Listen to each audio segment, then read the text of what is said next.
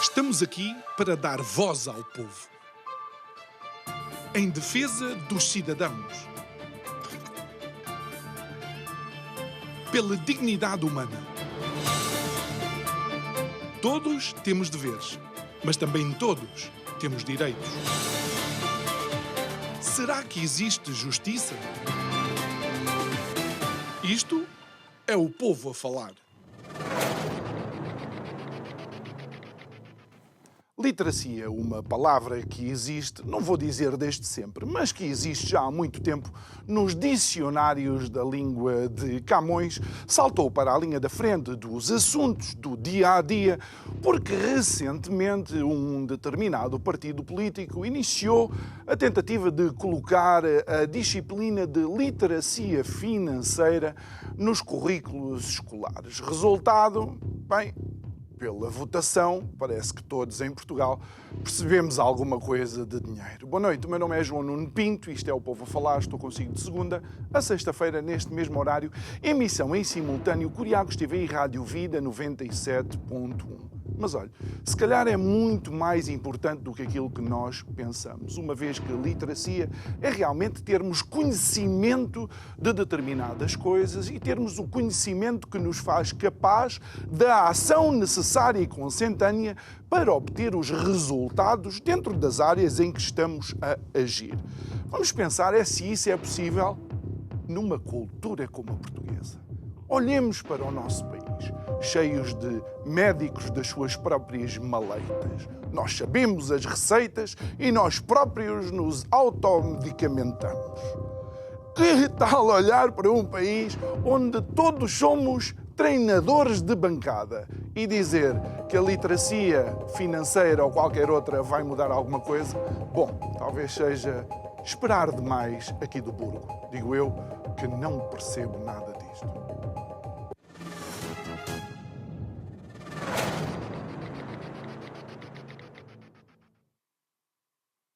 De volta ao nosso estúdio, o nosso convidado de hoje é o professor Mário Frota, presidente emérito da Associação Portuguesa de Direito do Consumo, sediada em Coimbra, e já, se me permite, um amigo da casa. É sempre com muito gosto que o temos aqui, a si e também à Associação, uma vez que temos uma rúbrica semanal sobre o direito do consumo ou do consumidor.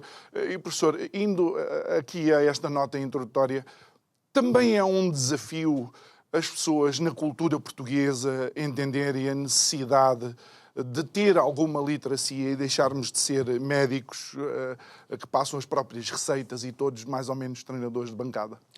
Muito boa noite. Renovo os meus agradecimentos pelo convite.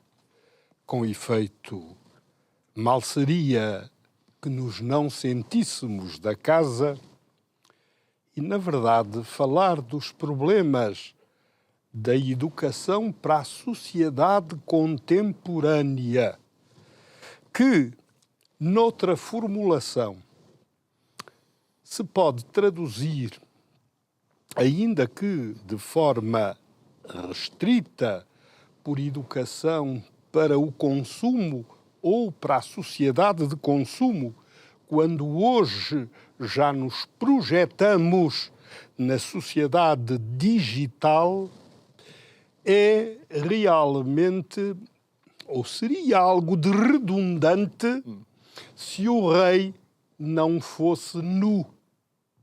Porque muito se proclama, até como direito fundamental, o direito à educação e à formação para o consumo, mas, em concreto, aos costumes, diz-se nada. Se prescrutarmos os horizontes pelos planos, projetos e programas escolares, nós não vemos, ou vemos cada vez menos, este imperativo de cidadania transformado em realidade. E esse é o balanço dos últimos 50 anos. Repare-se, a Carta de Proteção do Consumidor da da Europa, emanada em 17 de maio, está a fazer anos, de 1973, pela Assembleia Consultiva do Conselho da Europa, ou seja, da grande Europa, porque a pequena Europa está acantonada hoje na União Europeia, na evolução, comunidades económicas europeias, Comunidade Europeia, União Europeia. Se verificarmos que em 1962, no discurso sobre o Estado da Nação perante o Congresso norte-americano, John Kennedy afirmou perentoriamente que consumidores somos todos nós. Muito se proclama esta realidade, mas, numa outra formulação, os consumidores estão destituídos de direitos, dos mais elementares aos mais elaborados. Não há mercado sem consumidores. Os consumidores são o eixo, o motor de desenvolvimento do mercado, sem que os confundamos como agentes económicos, que isso seria desprimoroso. E, no entanto, os consumidores estão a ferros um pouco por toda a parte. Para usar aquela velha expressão de sabor nacional, estão, em regra, sós no mato e sem cachorro. Ora, quando em 73 do século passado se afirma como fundamental o direito à educação e à formação, e os sucessivos programas, 11 são os programas editados pela então Comunidade Económica Europeia e sucessivamente pelas instituições que se lhe sucederam, desde 14 de abril de 1975, a educação para o consumo é fundamental.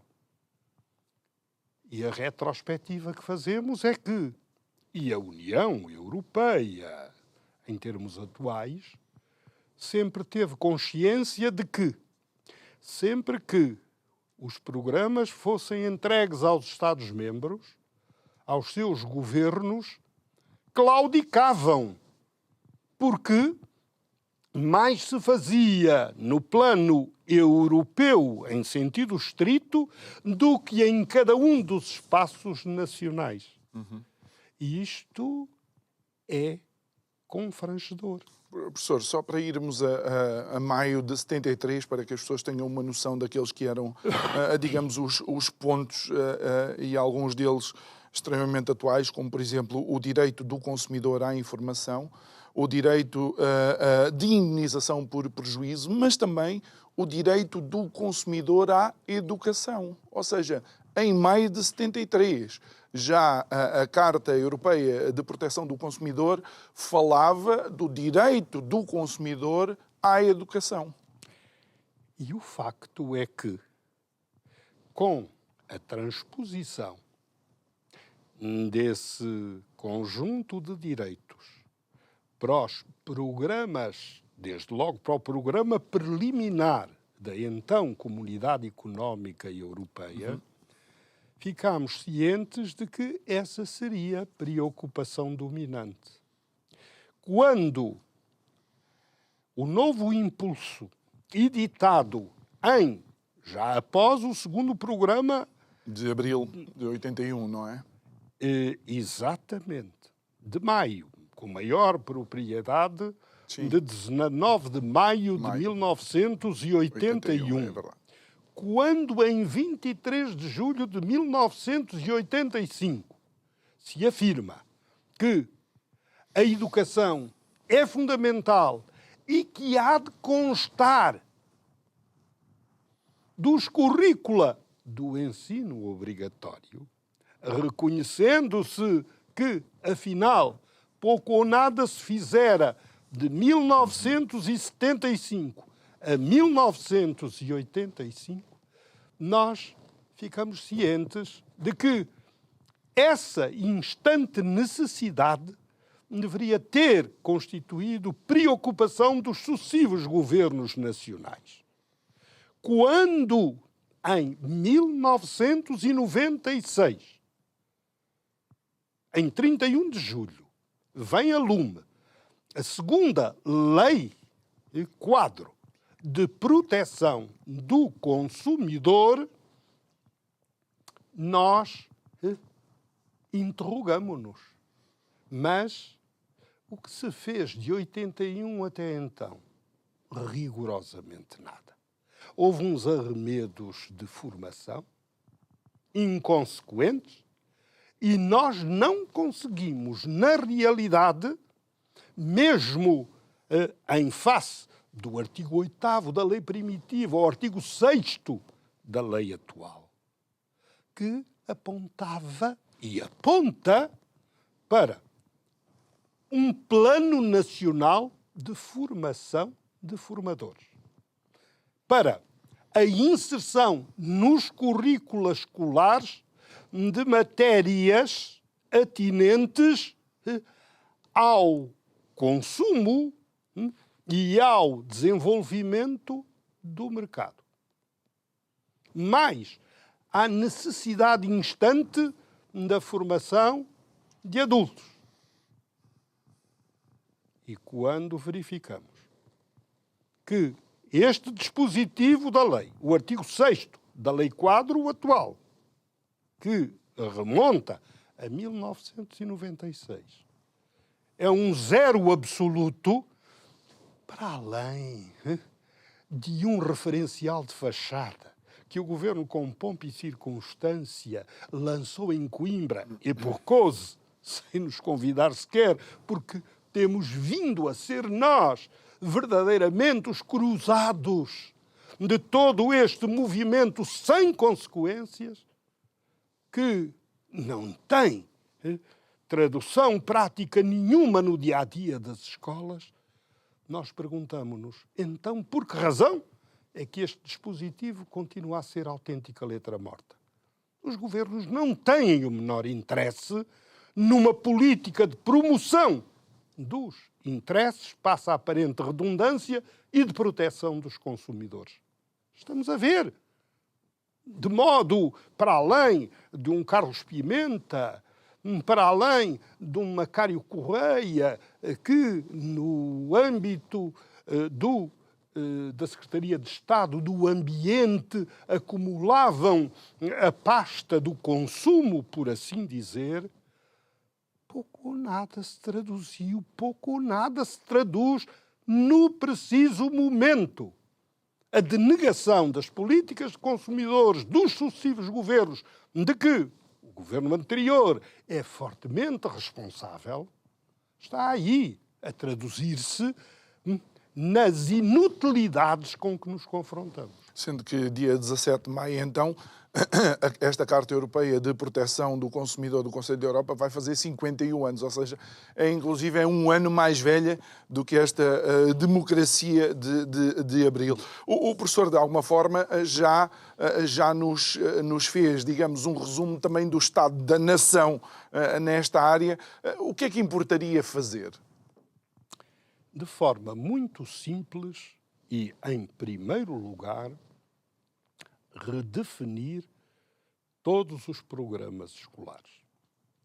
Eu recordo-me que quando lançámos as nossas ideias, que nada tinham de resto de original em face dos textos conhecidos das instâncias europeias, o professor Jorge Miranda, um dos pais da Constituição Portuguesa, dizia-nos, mas isso é uma revolução. Isso vai subverter por inteiro os atuais programas de ensino. E nós dissemos-lhe, pois é exatamente esse o objetivo. Porque ou educamos, e educar é preparar para o mundo, é levar para fora, etimologicamente, é docere, ou continuamos efetivamente a ter, como diria alguém ligado às pedagogias, uma escola do século XIX com professores do século XX para alunos do século XXI. E 21 é estarmos a ser conservadores, professor. Porque deixe-me colocar aqui um desafio, sem querer cortar, e depois voltamos à linha condutora. Na eventualidade e qualquer implementação das propostas seria importante, mas não acha que com a inteligência artificial nós já estamos demasiado atrasados? Ou seja, mesmo que coloquemos alguma coisa daquilo que foi pensado em 73 ou em 81, não acha que já vamos atrasados da realidade que a inteligência artificial coloca? Mas porque, efetivamente, os dois programas, um dos quais está em curso, de educação para a sociedade digital, há um programa em curso de execução, o segundo, de 2021 a 2027, criteriosamente elaborado, que não tenho notícia de que esteja em curso de execução em Portugal.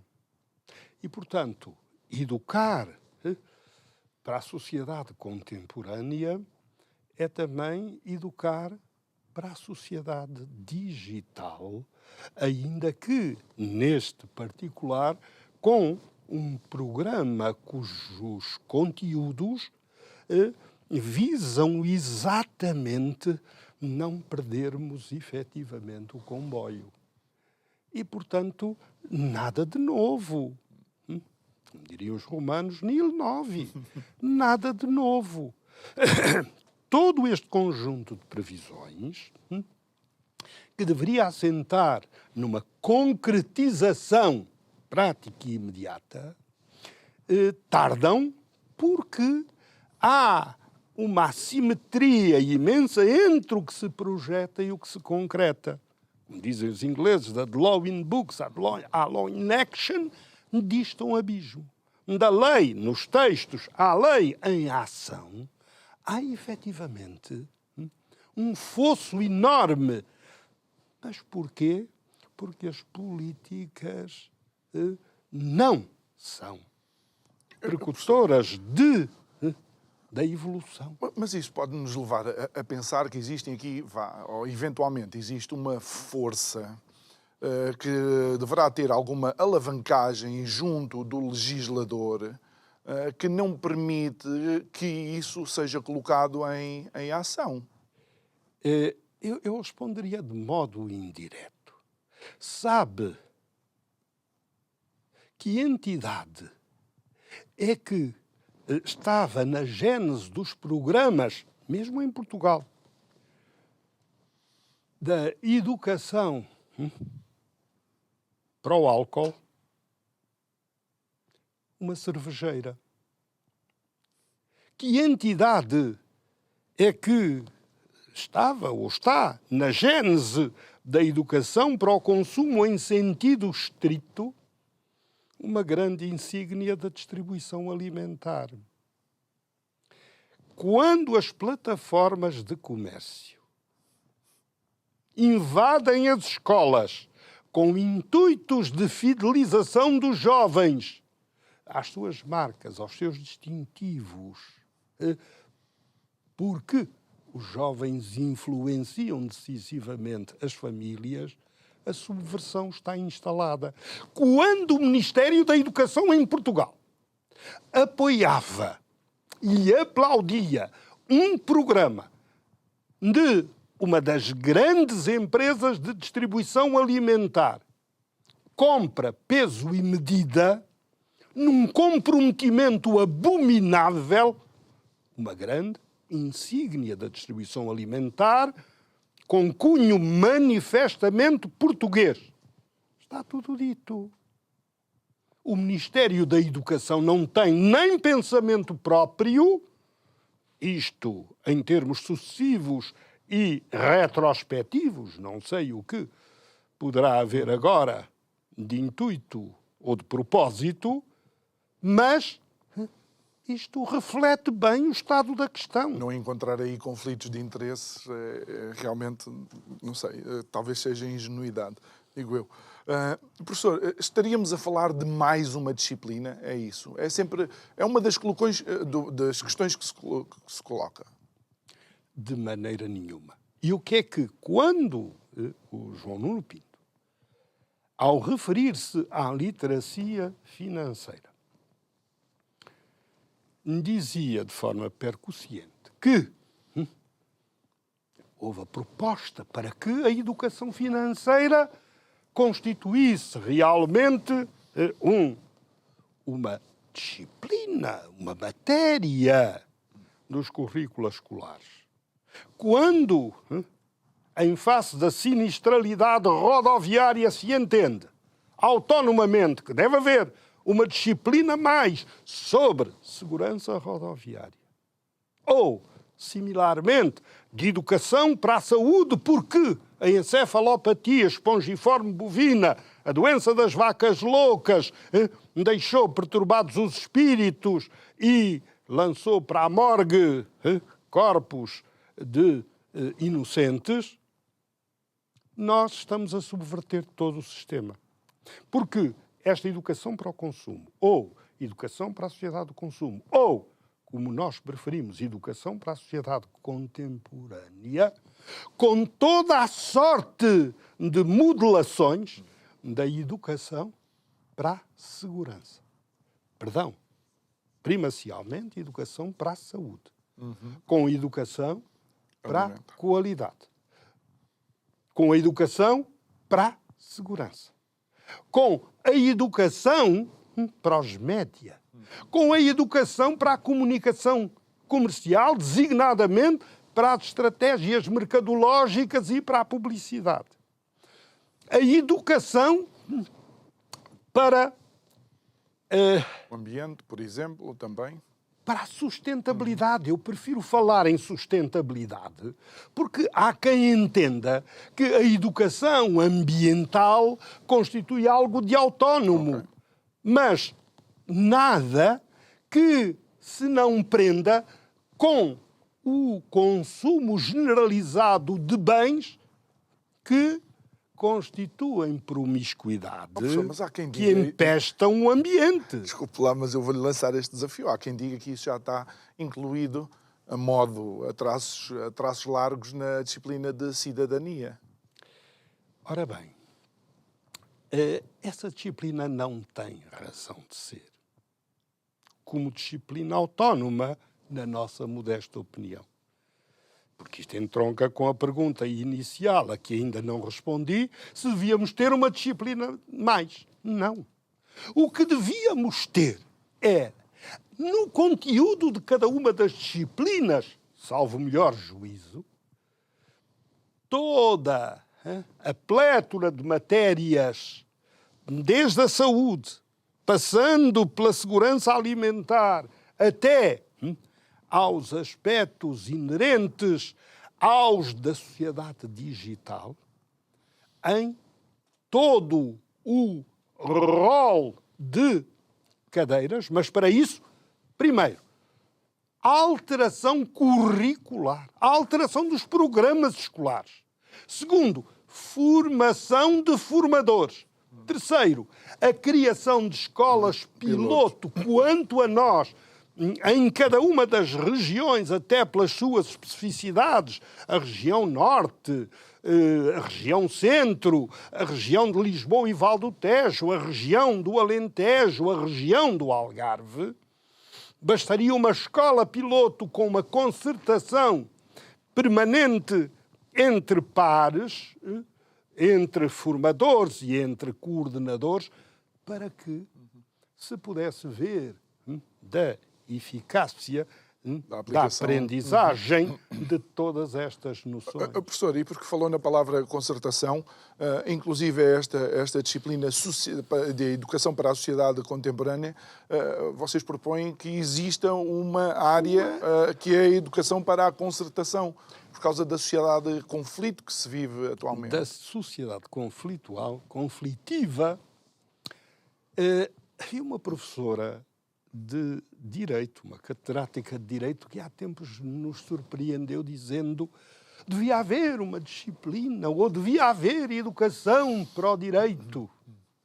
Nós dizemos que tudo isso se insere neste vasto lastro, a saber, a educação para a justiça, a educação para a concertação. As próprias faculdades de Direito têm estruturalmente a noção da conflitualidade, do litígio, da litigiosidade. Há sempre uma agressão permanente no seio das relações. Ora, educar para a concertação, educar para a harmonia, educar para a composição dos interesses constitui um outro paradigma, um outro desafio, uma outra exigência. E não se tem disto, que é tão elementar, a noção, a consciência, como dizia Tsiolkovsky, de que há que reformular consciências, há que alterar mentalidades. Tudo tão simples, tudo tão complexo, porque os políticos se entretêm em disputas míseras e mesquinhas e não vão ao essencial. Ou seja, educação para a concertação vinda de alguém que passou a sua vida a dirimir conflitos também, a tentar. Mas repare, exatamente porque quando aquele estudo a que já aludimos superficialmente aqui, da Universidade Nova de Lisboa, a solicitação do Fundo de Promoção dos Direitos do Consumidor, constituído pelas cauções, esquecemos-nos disso, não é o Estado que investe, são as cauções não resgatadas dos consumidores que têm alimentado de forma pálida o financiamento.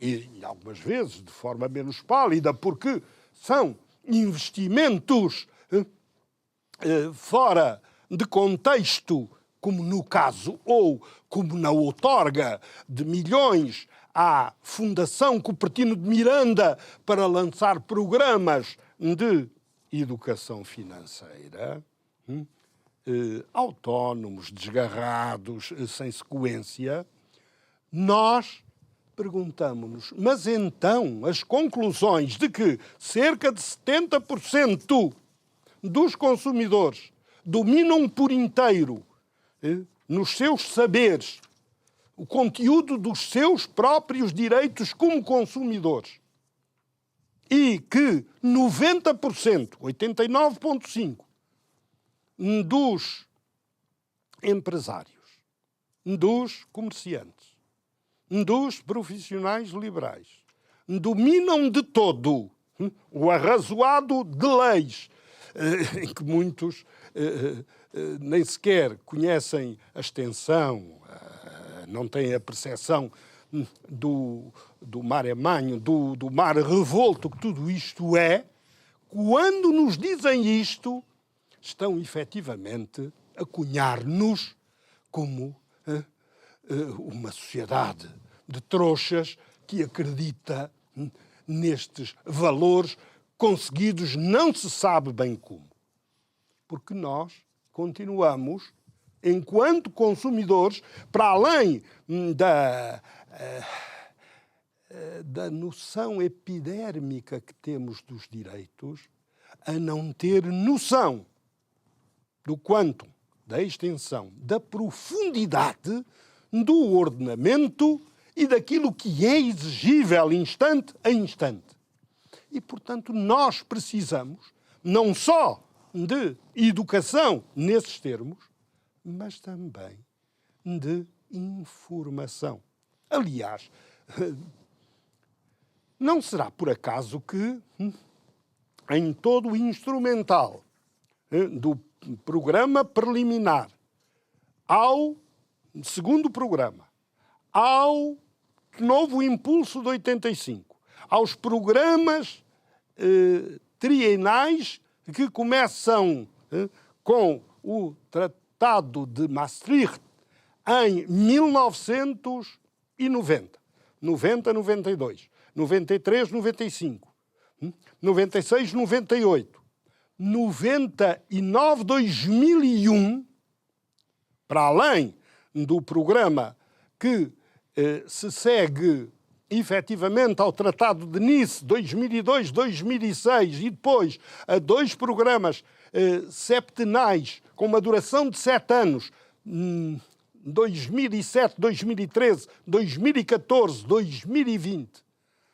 e o atual programa de 13 de novembro de 2020, que não é de 2020 a 2025, mas de 2021 a 2025, um programa quinquenal. Os brasileiros até acentuavam com 2 extremas, quinquenal. De 2021 a 2025, a informação precede sempre a educação. E a informação deve ser eminentemente formativa. E o que temos em matéria de informação? Perguntar-me-ia o João Nuno Pinto, mas se quiser fazer a pergunta, eu dou-lhe a mão. E o que temos em matéria de informação, caro professor Mário Frota? Ora bem, em matéria de informação, nós temos a tradução no artigo 7º da Lei Quadro, para além de todo o manancial de regras, de normas que advêm da hoje União Europeia, dos planos, projetos, programas, nós temos, com efeito, a preocupação em levar a cada um e a todos uma informação permanente. De cada vez que vem a lume, que se publica uma diretiva europeia, num dos artigos finais, numa das suas disposições gerais ou finais, aparece os Estados-membros ou as associações de interesse económico envidarão esforços para levar a informação ao consumidor. Para quê? Para que cada um saiba em que lei é que vive. Já não vale entre nós aquela máxima que os códigos civis emblematicamente ostentavam de que a ignorância e a má interpretação da lei a ninguém aproveitam nem isentam das sanções nela lei cometidas. Ora bem, ou combinadas. O que é que nós temos efetivamente? O artigo 7º da Lei 4 de Defesa do Consumidor, em vigor em Portugal, estabelece que o Estado deve constituir serviços municipais do consumidor em cada um dos municípios, em cada uma das autarquias, com esta dignidade que não ao nível, e é pena, das freguesias, que deve constituir conselhos de consumo de composição variável, em que as associações de interesse económico, as associações de consumidores e outras entidades se devem sentar à mesma mesa para o delineamento das políticas e para acompanhamento a nível concelhio de tudo quanto a este propósito se refira. Só temos, ao que eu julgo saber e creio que ineficaz neste instante, um Conselho Municipal constituído em Famalicão. Mas terão deixado morrer aquilo também, porque as obras de fachada têm normalmente esse destino. Não temos conselhos, mas também não temos, e esse comando, que não constava da lei de 81, porque esteve para ser votada em 1974, a 25 de Abril, a Lei de Defesa do Consumidor, que era preocupação da então Assembleia Nacional e da sua Câmara Corporativa. Tanto que está no artigo 60 da Constituição da República, sim, não é? Agora, como direitos fundamentais, no título 4º, direitos económicos, sociais e culturais. Como direitos fundamentais, com essa dignidade. Já esteve fora de catálogo e, a partir de 82, operou-se uma evolução significativa. Ora, o que é que sucede?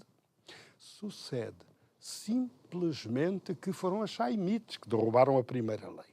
A lei de 81 não é tão expressiva, mas diz na lei de 86 que o legislador determinará 1996, meu caro João Nuno Pinto. 1996. Já lá vão cerca de 28 anos. Cumprem-se 28 anos daqui a 2 meses. O que é que se diz aí? Reservar-se-ão espaços no serviço público de radiodifusão e de radiotelevisão para informação ao consumidor. E o que é que há? Rigorosamente nada. Também é melhor que, se não abre a porta, por exemplo, à tal multinacional belga, que os seus colegas jornalistas alçam eles já de si o proclamam, mas os seus colegas jornalistas das televisões com maior peso no panorama audiovisual português alçam-nos a Associação de Consumidores, a DECO. A DECO protesta.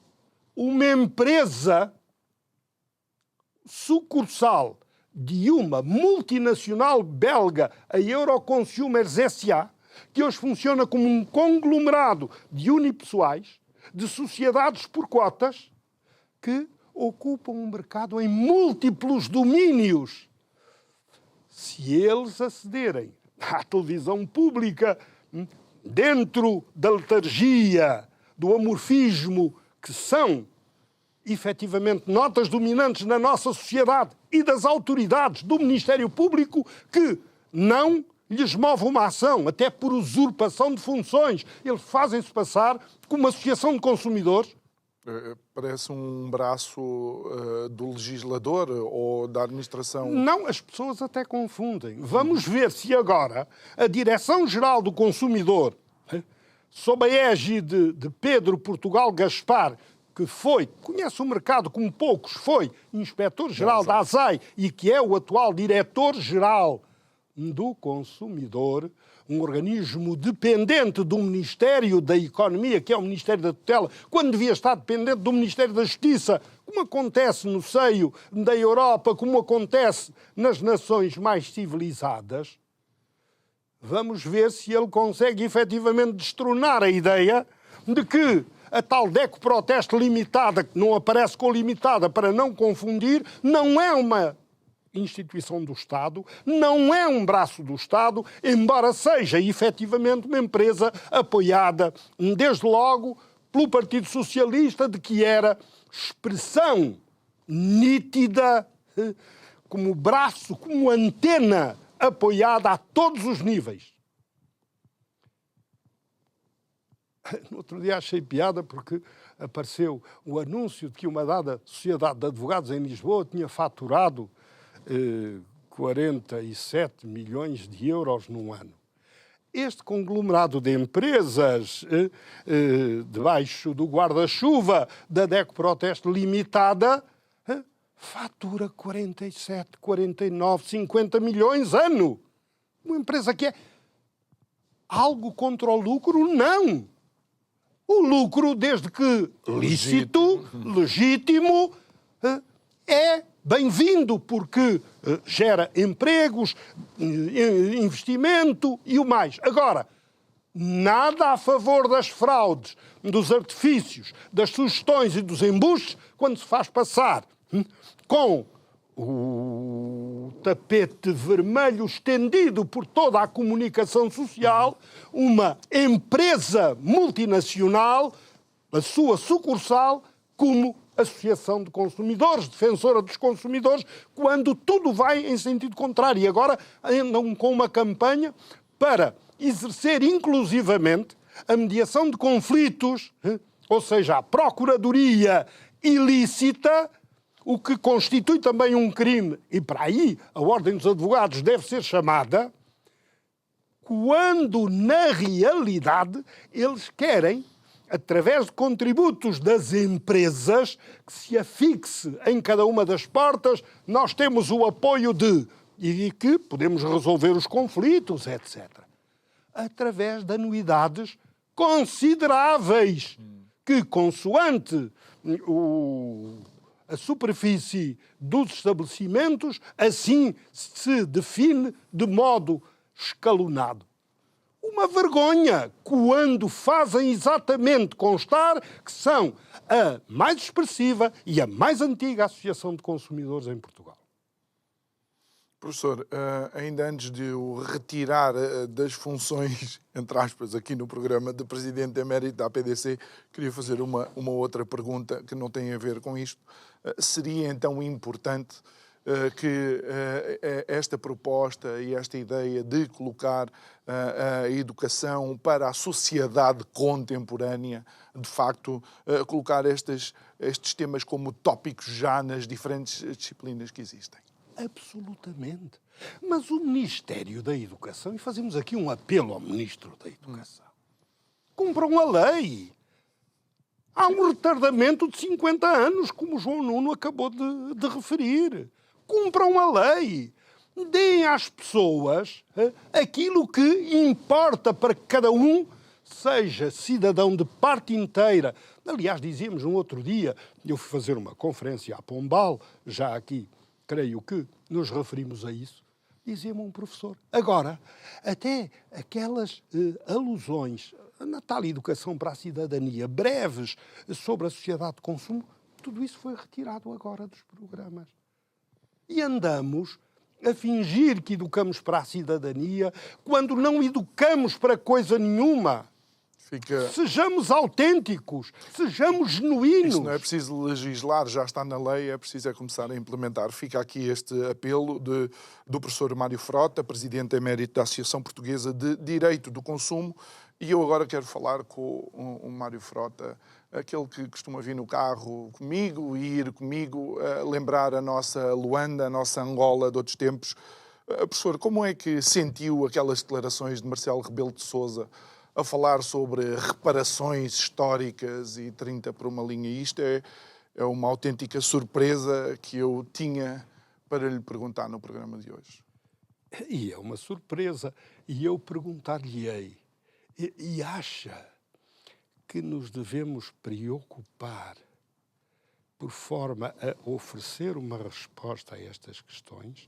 Aliás, basta assistir a alguns vídeos de uns africanos retintos, que eu considero meus irmãos de sangue também, para dissuadirmos o que quer que seja de todas estas veleidades. E há um texto de um professor da Universidade de Coimbra que reflete exatamente esta realidade. Quem é que esbateu as lutas intestinas e as lutas tribais e fez a recomposição com o que isso possa ter de antinatural dos atuais países? Quem construiu efetivamente estas civilizações em espaços que não pediam messas a qualquer latitude? Quem construiu as estradas? Quem construiu as barragens? quem aproximou os povos, quem deixou um património sem recompensa.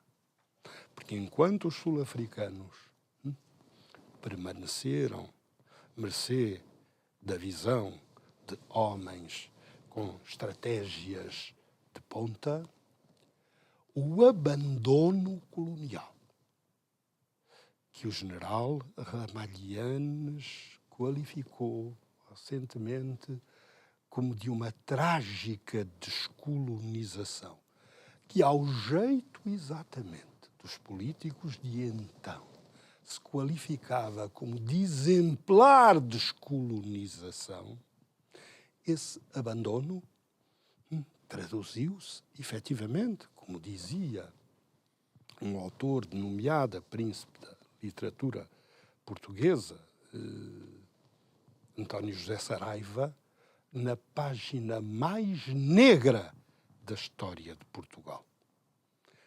Dizia um velho internacionalista, Afonso Rodrigo Queiró, Portugal teve o direito de colonizar.